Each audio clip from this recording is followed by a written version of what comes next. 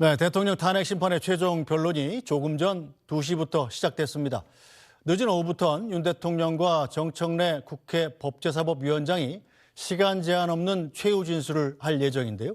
관련 내용 SBS 사회부 신정원 기자 또 손정혜 변호사와 자세히 짚어보겠습니다. 두 분 어서 오십시오.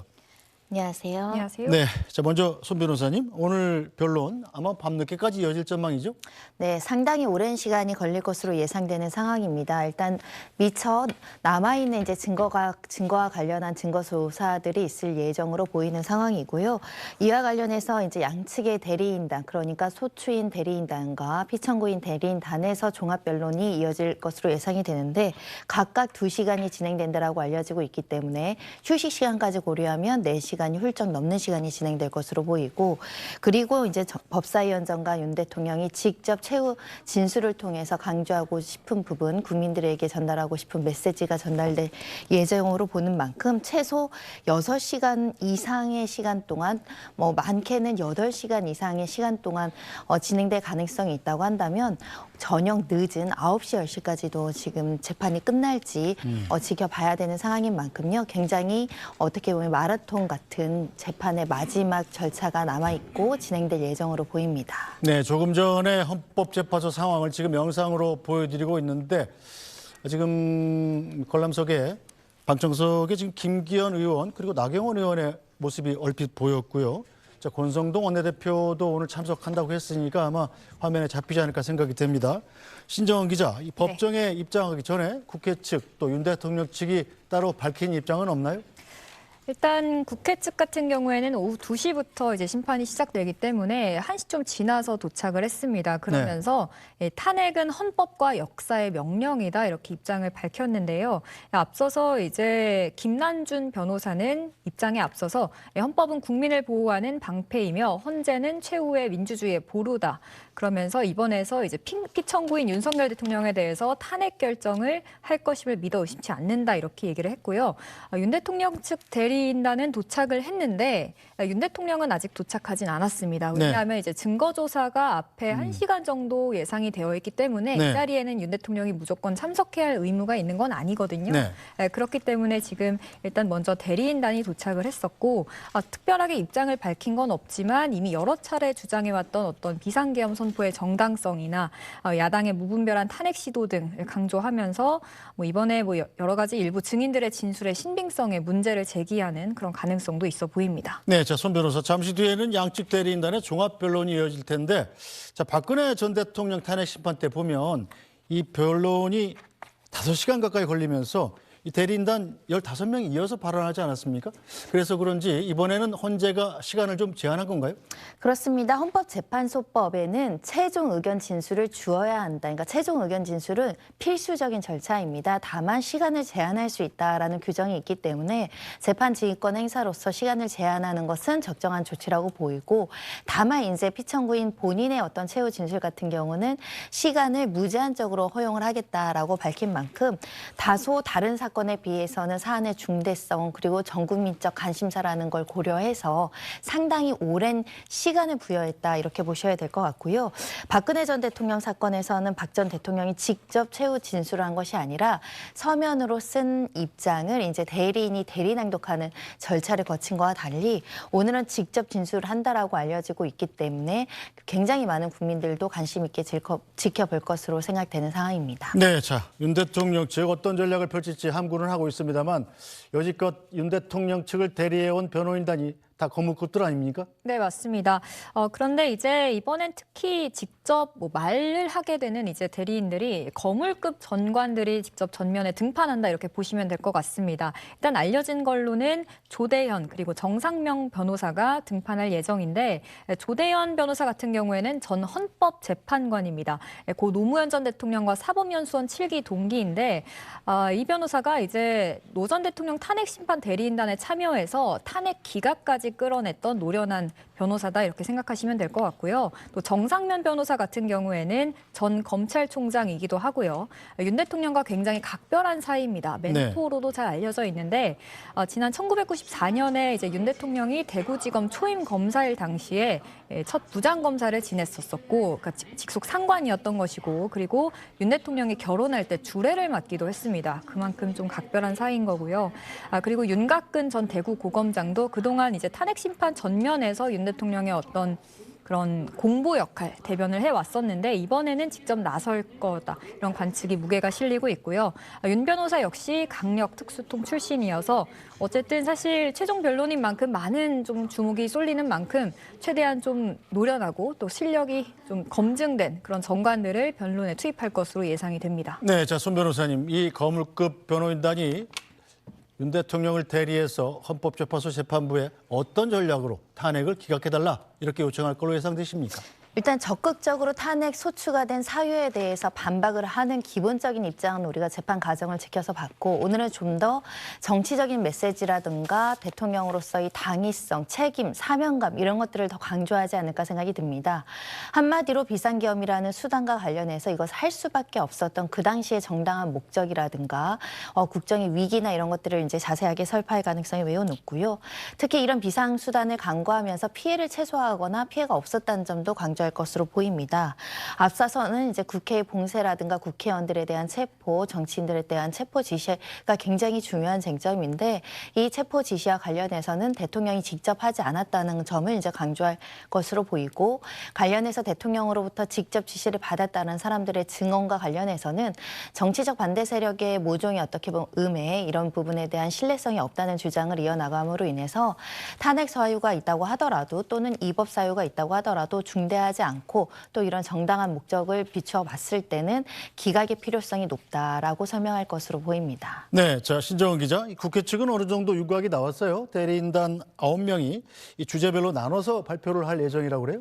네, 맞습니다. 대리인 9명이 각각 다른 주제로 발표할 것이다라고 얘기를 했는데, 일단 이 탄핵 심판 자체가 쟁점이 한 5가지 정도로 나눠 있기 때문에 이 부분에서의 일종의 역할 분담이 이루어진 것으로 보입니다. 일단 누가 나서냐를 먼저 말씀을 드리면, 김희수 전 헌법재판소장 권한대행, 그리고 송두환 전 국가인권위원장, 그리고 헌법연구관 출신인 김진한 변호사 등등이 이제 등판할 예정이고요. 손정희 변호사님이 이제 윤 대통령 측 입장을 잘 설명을 해주셨는데, 국회 측 같은 경우에는 오늘 최종 변론인 만큼 비상계엄 선포 전후 과정이 절차적 흠결이 있었고, 그리고 행정부의 수장인 대통령이 입법부, 국회를 좀 군사력을 동원해서 마비시키려고 했다. 이제 그런 부분들을 부당성을 강조할 것으로 보이고요. 또 만약 탄핵이 기각되어서 다시 대통령으로 돌아온다라고 하더라도 이건 일어서서는 안 된다. 이런 취지를 강변할 것으로 보입니다. 네, 자, 오늘 가장 주목되는 건 이 바로 윤 대통령의 최종 진술 아닙니까? 윤 대통령이 직접 작성하고 마지막 문구 하나하나까지 공을 들여 수정했다고 그래요? 네, 아직 분량이나 구체적인 내용에 대해서는 알려진 바는 없습니다. 그런데 이제 주말 동안 6필, 그러니까 직접 손으로 써가면서 이제 최종 진술을 직접 준비를 했다라고 알려져 있는데요. 큰 틀에서는 그동안 거듭 주장을 해왔던 비상계엄 선포의 정당성, 탄핵의 부당성을 재차 강조할 것으로 보이고요. 오늘 오전까지도 대리인과 구치소 접견을 하면서 최종적으로 그 내용을 조율했다라고 합니다. 다만 윤 대통령이 최종 진술을 통해서 이제 법리적으로 설명하는 것도 하나의 관건이겠지만, 한편으로는 정치적인 메시지를 던질 수 있는 또 하나의 기회일 수도 있는 거거든요. 대국민 담합대와 비슷한 맥락의 내용들이 포함될 가능성이 있어 보이고요. 최종 의견 진술 같은 경우에는 따로 이제 시간 제한을 두지 않고 있다 보니까 어느 정도 분량이 될지, 일각에서는 40분에서 1시간까지도 될 수 있다, 이런 얘기들까지 나오고 있는데, 앞서 얘기했던 것처럼 전체 변론길 자체가 이 내용의 어떤 분량에 따라서 얼마 만에 끝날지도 결정될 걸로 보입니다. 네, 자, 주목되는 건 대국민 사과 여부입니다.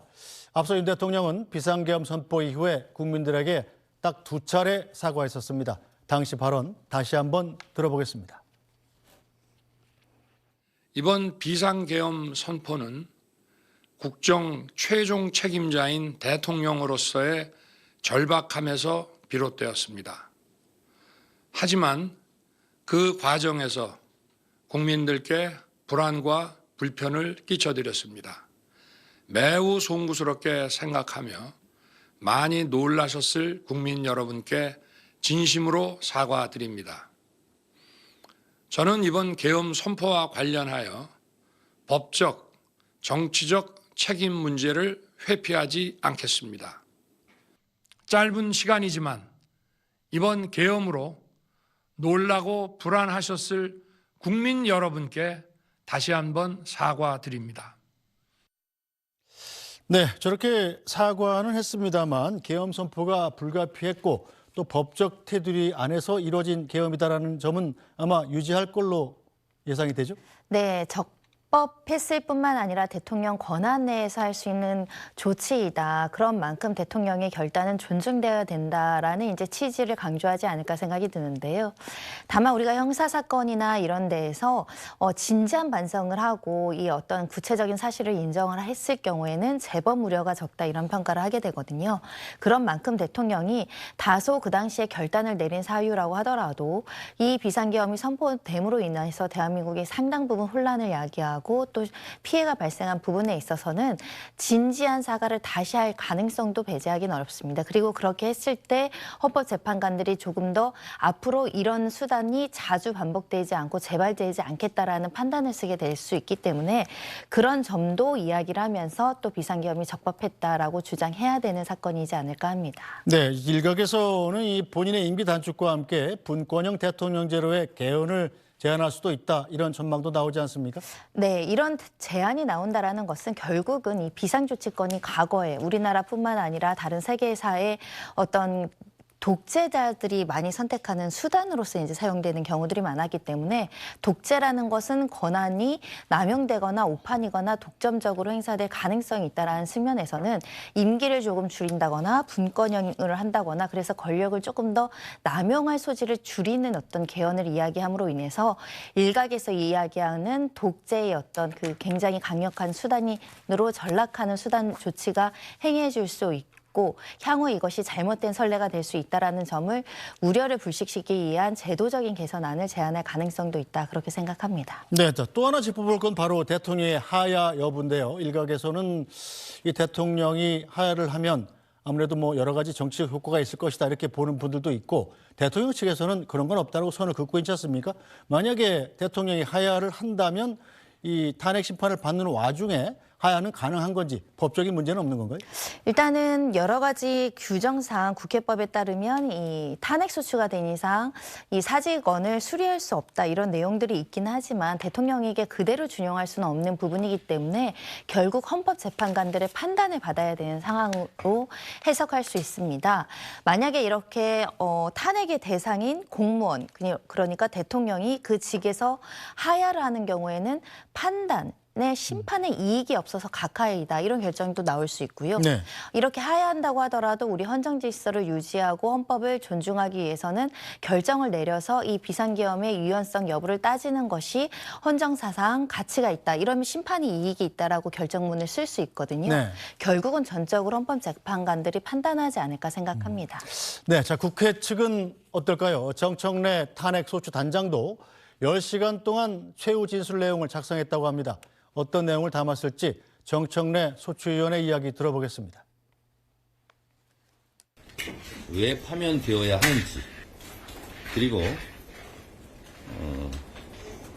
피청구인 윤석열 대통령이 사실과 다른 이야기를 지금까지 어떻게 주장했는지 그리고 민주주의와 헌법에 적인 이 비상계엄, 이 내란 사태를 어떻게 극복하고 대한민국이 미래로 나가야 할지 하는 내용을 담았습니다. 국민들의 염원을 담아서 국민들의 목소리로 피청구인 윤석열 대통령을 왜 파면해야 되는지 잘 설명하도록 하겠습니다. 네, 자 신정은 기자, 정청래 법사위원장이 국회 측 소추위원인데 네. 이 SNS를 통해서 최후 변론에 들어갔으면 하는 내용을 모집하기도 했다고 그래요?